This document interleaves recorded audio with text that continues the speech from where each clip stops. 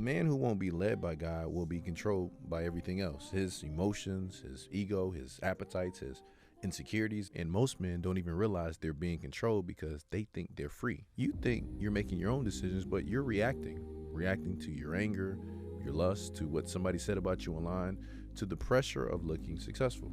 None of that is freedom. That's slavery with no chains. A man without God at the center doesn't lead his own life.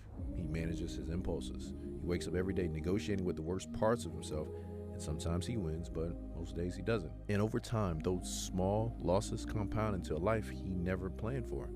Broken relationships, empty success, driven decisions he can't take back. When you submit to God, real submission, not Sunday morning submission, something shifts. You stop being tossed around by every emotion and every temptation because you've got an anchor, a standard that doesn't move based on how you feel that day. Your ego can't lead you somewhere stupid because you already gave the will to someone wiser than you. But that's what most men struggle with: submission. Because the world taught us that submission is weakness, that a real man doesn't bow to anything. But the strongest men that I know, the ones with real peace, real families, real legacy, they all have one thing in common: they let God lead before they try to lead anybody else. Saul never submitted.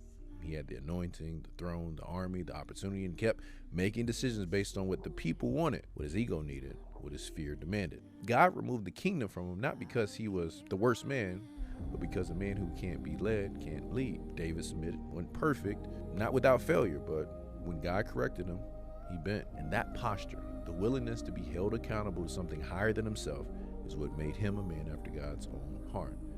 Not his talent, not his victories, his submission. A man anchored to God is the hardest man in the world to manipulate because you can't leverage what he already surrendered. Leadership starts with submission, not to people, to purpose. And purpose only comes from the one who created it for you. You can lead a business, a family, a movement, but if you can't be led by God, everything you build is one decision away from collapsing.